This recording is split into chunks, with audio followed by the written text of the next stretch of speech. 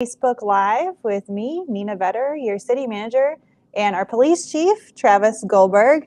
Today we're coming at you from inside City Hall. We switched up locations.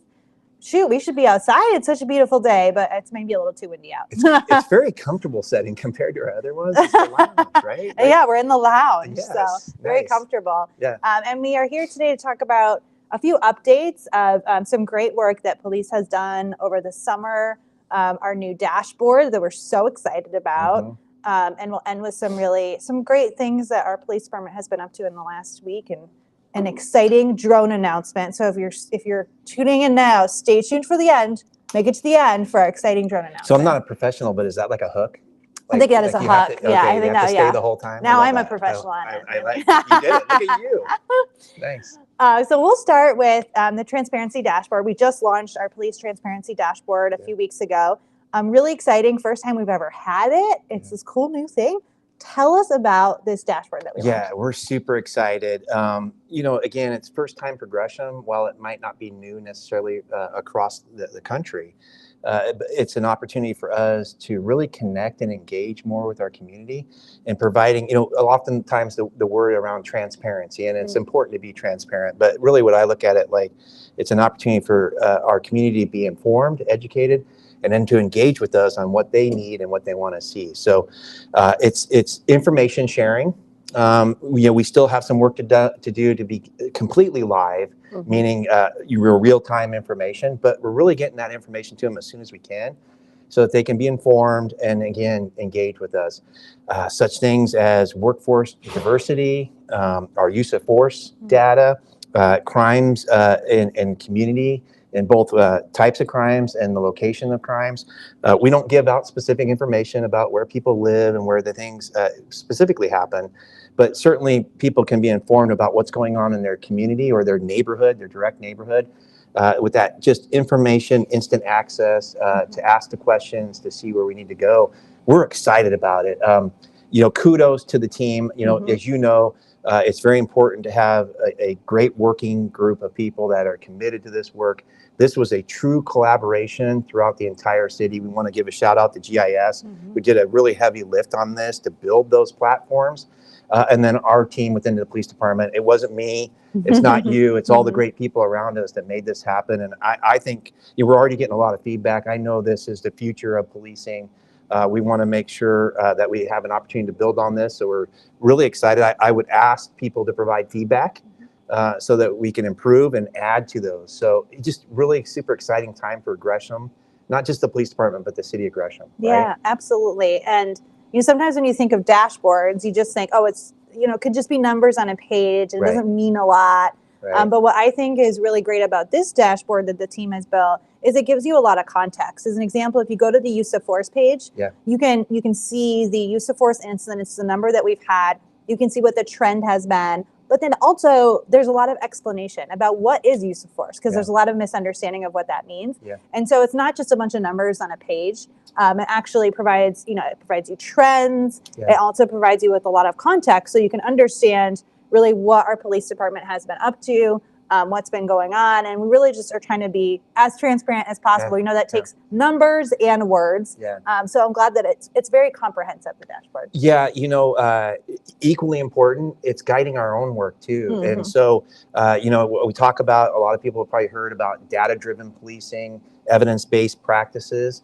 Well, we can also provide that information through the dashboard to our own staff to say, a police officer that's assigned to a district, what is going on in your district and in your community? And then when you see things that are highlighted, go out and engage with the community members. It could be businesses, it could be apartment complexes, etc.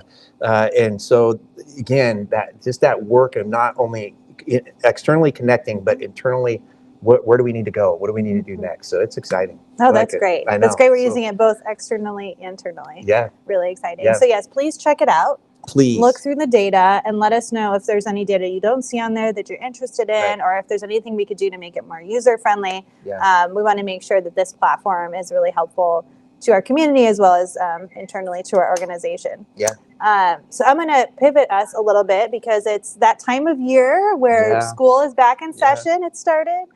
We've gotten through the hectic summer / fun summer, depending on what you do and where you are. Parents are happy. Parents are happy. The kids are back in school.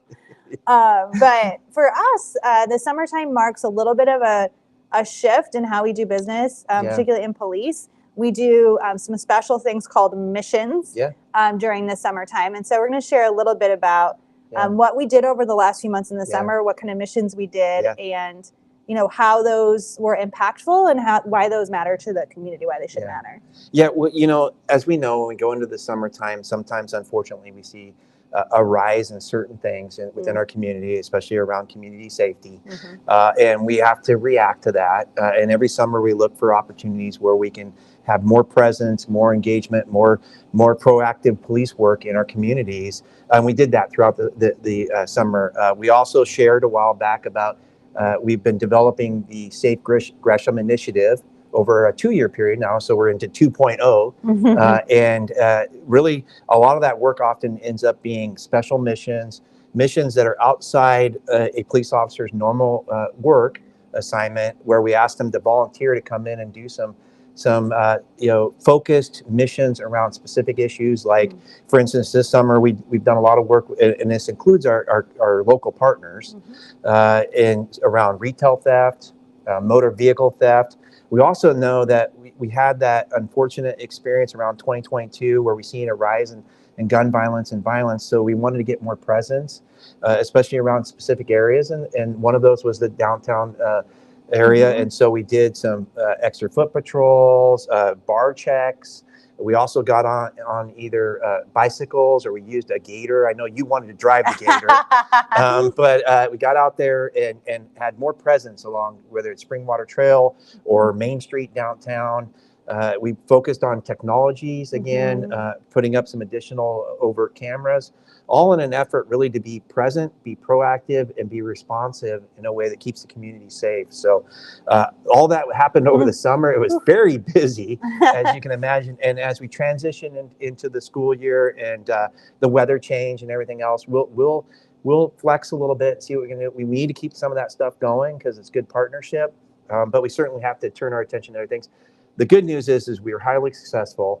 I think we can attest to you, right? I don't have the specific numbers, but I want to brag about this. Our gun violence is down. Our overall violence is down. And I think it's because of our collaboration with our partners and the work we're focusing on the special missions we've done.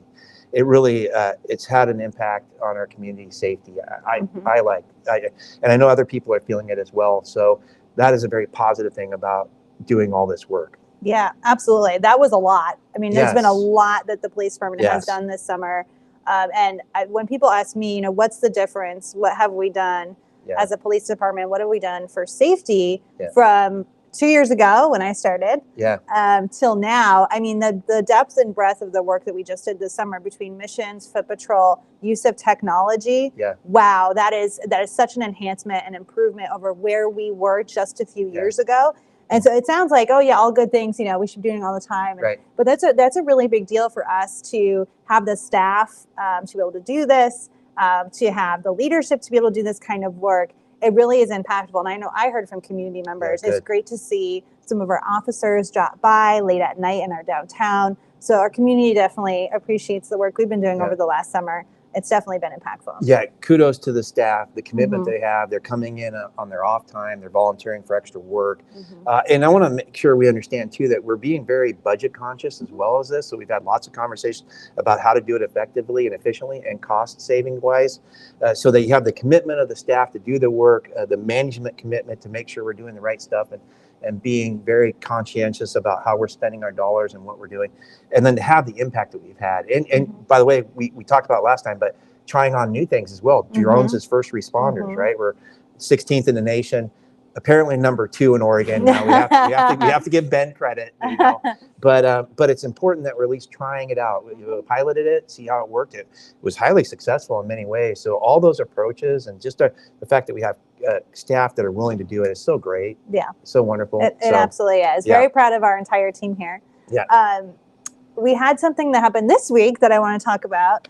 because we have been really also focused on community engagement. Yeah. And I think you and some staff were out with some kids recently because it is back to school. Yes. So tell us about that. So again, shout out to Davis Elementary.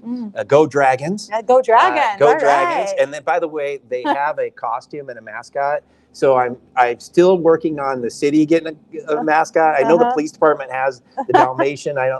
We don't have one yet, so I'd like to get one. We'll get there. Okay.